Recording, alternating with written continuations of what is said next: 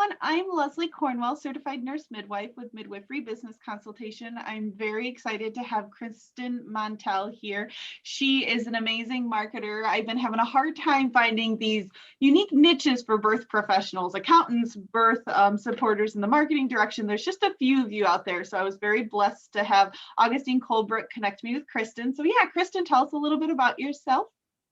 Yes, I'm so excited to talk to you. So this is a really cool little niche part of birth work, I guess. So what I do is I do branding, website, social media stuff.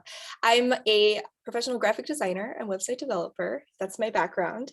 And then after getting pregnant, I took a Bradley method class off chance and kind of fell into the rabbit hole. And then I learned about this world of, birth work, and in particular, the maternity care crisis that I just completely was off my radar because I just wasn't around a lot of birthing people, pregnant people, any of it. So I tried to figure out what I could do to help support any kind of change in a positive direction. So I became a birth doula and a certified childbirth educator.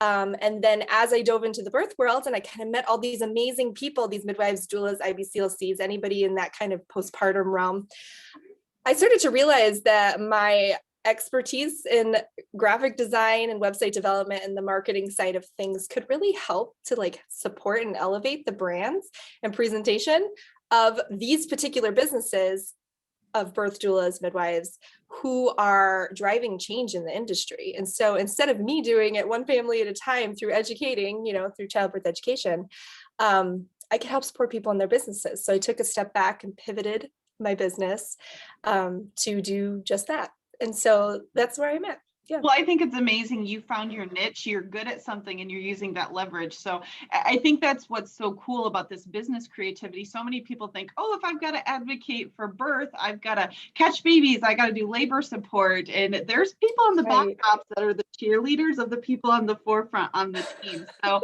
I think you and I are very similar in that mindset, because I like to catch babies. I like to support women, but I found my strength is the bigger system. How do I help with the business side of midwifery? And you've noticed the marketing side. So that's amazing. So when did you start your practice? What's its name? Kind of tell us a little bit about that. Yeah. So I think officially it was started in 2018, this design side. I had a design business before, and it officially started as a doula childbirth education business. And then in the past year, I would say, maybe a little more than a year, I pivoted to the design side of things. So I've been really heavy on the visual side of marketing. So marketing is this whole big world with all these different pieces, and I'm on the design side with obviously all the little, hands and other things. But so websites is something that I'm really focusing on lately, and then social media in terms of how to get people to go to your website, right? The marketing. So yeah, that's where I'm at. Well, and I think it's hard because everything's so virtual. You can't network. You can't go to expos like you used to. You have to adapt and evolve in this world. Like for midwives that are well established and have lots and lots of referrals, the marketing isn't as big of their strategic plan, but these brand new practices have to really leverage the social media, their website, their SEO, their virtual presence is a make or break with the success of their company. So I would love for you to talk, especially these newer practices where people considering opening practices, where to even start with the marketing. If they've got a tight budget, they're starting small, do it themselves, hire, where should they put their money? I think people get so overwhelmed starting a business, let alone thinking about the marketing side. Yeah, for sure. Well, the one thing that I really try to vocalize to people, especially when you're first starting out, is to first try to get as much clarity as possible on who it is you're trying to reach. Because sometimes we go out there and we're like, okay, well, I'm a birth worker, I want to help everybody. Or, I'm a doula and it doesn't matter, I just everybody. And which is fine. But what would really, really help to make things kind of work smarter, not harder, is to figure out, well, who is the person who would be a really great fit for me in particular? Because everybody's different and there's a support person for every single person. But in order to attract the right type of person that would be a great fit for you and for them, so you can have the best scenario possible, is to understand who that person is. And so a lot of times in like marketing language, they call it figure out who your ideal customer avatar is. Who is that one person that would be your ideal client for your business, who would benefit the most from what you have to offer? And write down who is that person. And this is something that you can do on your own. You don't need to hire a professional or, but just write that down. What's their day like? What keeps them up at night, in particular, as it relates to, if you're at birth and, the services that you offer. Do they have kids? Do they not have kids? Are they, a first-time mom is, are they a mom that has 4 kids already? Who is it that you're speaking to? And then once you have that clarity, you can start to then figure out, okay, well, what's my messaging? And then what's my branding?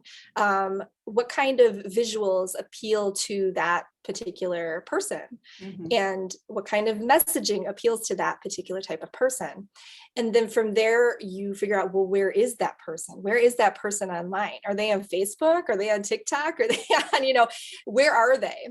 And so, once you figure that out, then you can figure out your marketing, like what kind of materials do I need to make to marketing, and where do I need to go, right? Because when you're first starting out, after you figured out who it is that you're trying to talk to, where are these people going? Are they going to a local chiropractor in your area? Are they going to are they going to see an obstetrician? Are they going to see a midwife? What type of philosophy do they have inside their head? And then from there, you go and you talk to those local resources virtually, mostly now, and just let people get to know you. Get to know who you are so that they can refer you. People are less likely to refer people that they don't know. If you just send them a quick email and say, hey, I'm a new birth worker in the area, they don't know you and they're busy, so they're probably less likely, unless you are, you go to them and you offer to buy them coffee, or you go to them and you try to educate them on your services, in particular on how your services benefit their clients and their practice. So I would say step 1, if you're first starting out, first get clarity on who it is that you're speaking to, and everything will flow from there. I think it's amazing. So, I think just as much of your business, because so many times we're just like, well, I just want to serve everybody because then I have a higher probability of quote unquote making money. And I think that's kind of an illusion, because then you're burning all these projects, all these scattered directions, versus you have a mission and you have a focus. And I like that idea of the reverse. Okay, if this is your perfect client, how do you reverse feed to filter those people? So no, I love that strategy. So as far as the branding, if you can talk about the basics of branding, like what is the definition? How do you view the utilization of branding? Because it's very powerful. We think of McDonald's, we think of Nike, and we know all these things about them. And we would love to have a lot of midwifery and birth professional practices that same branding elite status. Yes, that would be amazing. I think one of the big things with branding that I think sometimes people maybe don't fully understand is that your logo is not necessarily your brand. Your brand is you and your messaging and the whole package. The logo is just the visual to support it. So you can have the most incredible, most beautiful logo in the entire planet, right? But if your messaging is not there, if your branding is not there, and your marketing is not there, nobody's going to see it and it's not going to matter. So you can have something very simple and be very effective. The one thing that I kind of like to say is that, can a good brand, a good logo, good messaging, good design sell a subpar product, or service, maybe for a little bit, but one thing that can hurt you is having a not so great messaging or not so great brand, because you could have the best service on the planet, but if it looks, there's good, there's okay, there's great, and then there's poor in terms of visual presentation. And if it's poor and it doesn't line up with your amazing services, it will deter people. If you think about how you interact with brands, and you see something that just, doesn't look professional, or it looks homemade, or it looks like, and I hate using that word, but it looks like something that isn't polished, and there isn't an eye for detail. That's So an then image of your practice. If you've got mistakes, you've got typos, it's blurry. Mhm. It sets an image Right. of what's your quality of care, especially as being care providers. You're not Right. selling a product Right. that they're like, oh, if we don't like it, we just lost $30. This is their baby. This is the once in a lifetime opportunity. Yeah. You've got to have Yeah. stellar first impressions. I see so many websites of midwives where the pictures are sideways and it looks like they took it while they were driving, or their websites are 30 years Yeah. old and it looks like but then Right. some people, it doesn't matter to them because they're so busy. Right. But if you are a new Right. practice, it's so important to have it. The other direction I'd love you just to tap on a little bit is if you are a solo home birth midwife or a birth center and you Mhm. eventually know you want a team, don't be branding yourself, brand the practice. Don't put your Yes. image everywhere, put the philosophy and mission, because what happens when you add that partner, everybody says, I want Leslie Cornwell Care. I don't want XYZ birth Yeah. center. So you have to be Mhm. very careful when you're branding your service. If you have the intention, it's always going to be you. You're going to do your thing. You're just going to be simple. Right. It's not as big of a deal to have your Mhm. image and picture as the branding tool. But if you want to have a team in time, it gets very difficult when you start adding partners because you have to do a whole new, you can expand on that part. Yeah, yeah. No, and I think you're right, because if we're talking about other birth work, that is that more solo birth work, doula care and all that stuff, unless you're in an agency scenario, that's something you should consider, right, at the beginning. What are your long-term and short-term goals? And if your long-term goal is to be more than one person, then you need to think of that. You need to brand yourself like a business and not a solo person. But I do think one of the things that is super important is in terms of marketing and website strategy and any other kind of marketing strategy, whether it's social media or something else, is to have images of you, right? To have videos of you, to have you speaking. And because part of, especially now in modern marketing, it's people want to see authenticity. They want things to be simple. Tell me what to do, simple, and also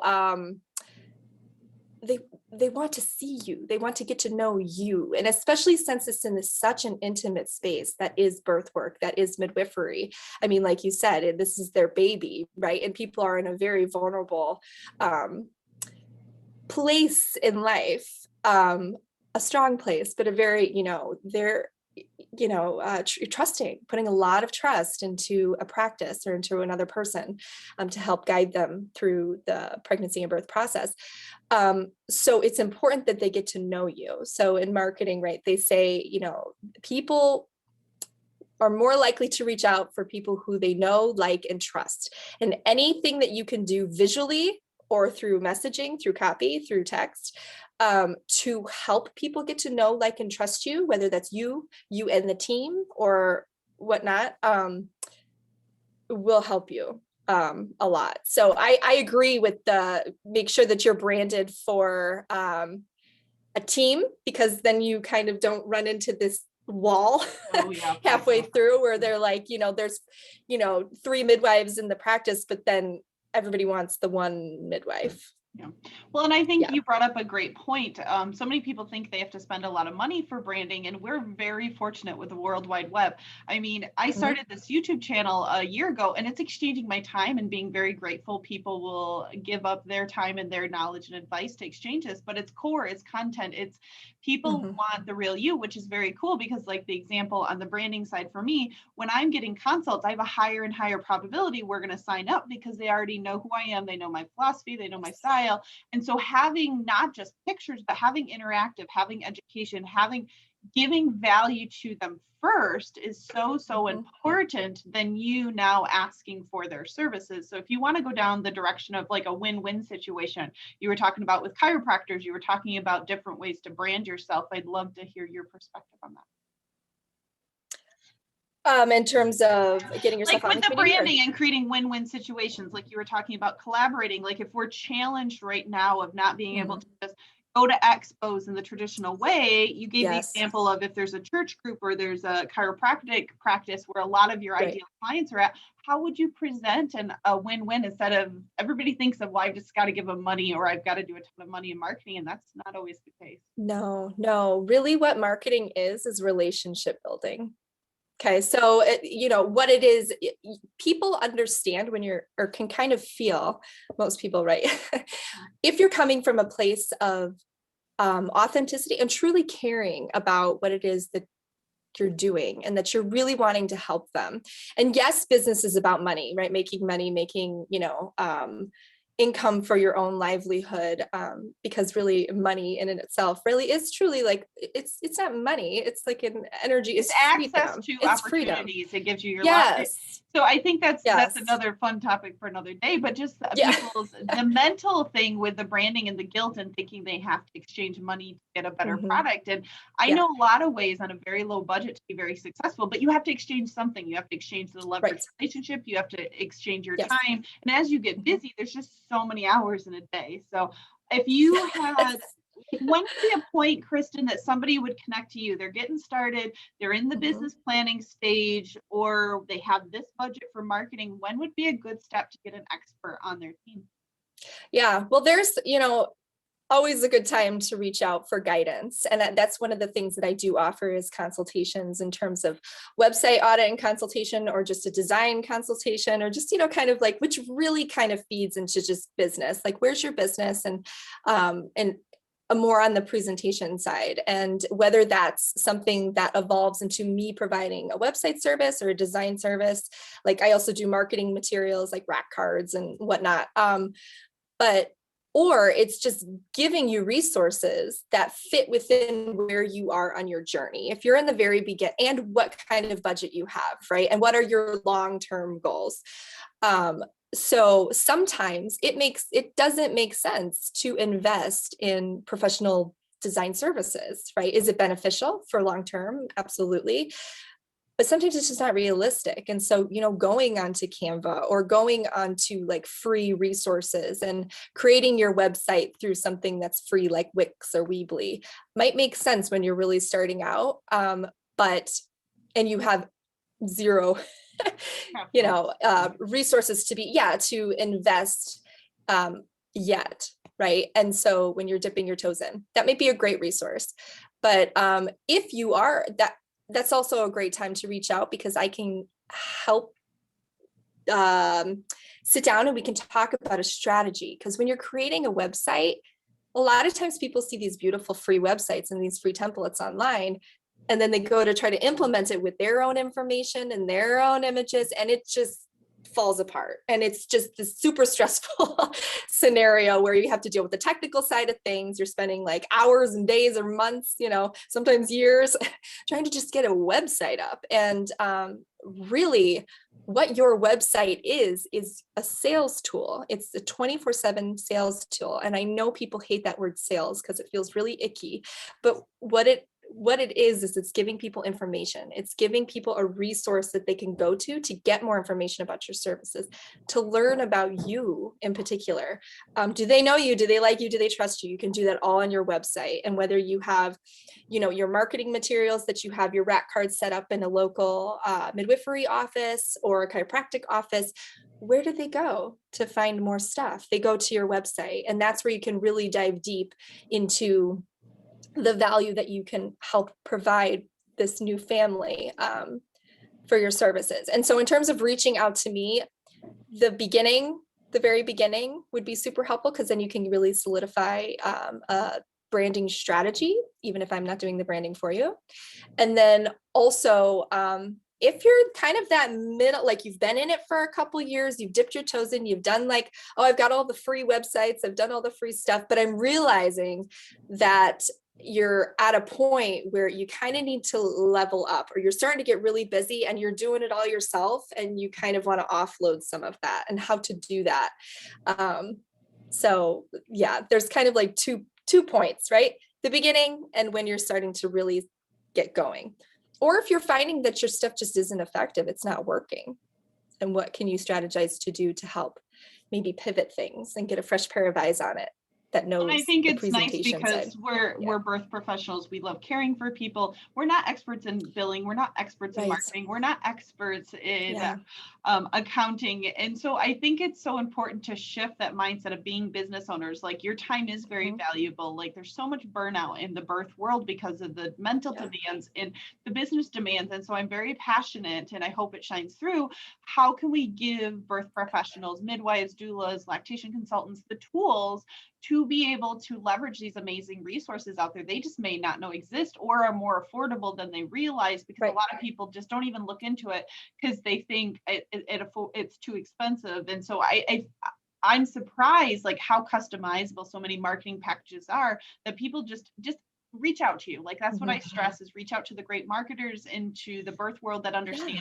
Don't reach out to just any generic marketer. I mean, to have somebody that you have to explain what a midwife or a doula or a birth professional is should not be doing marketing for you. So Kristen, I appreciate your time. Well, go ahead. You want to say?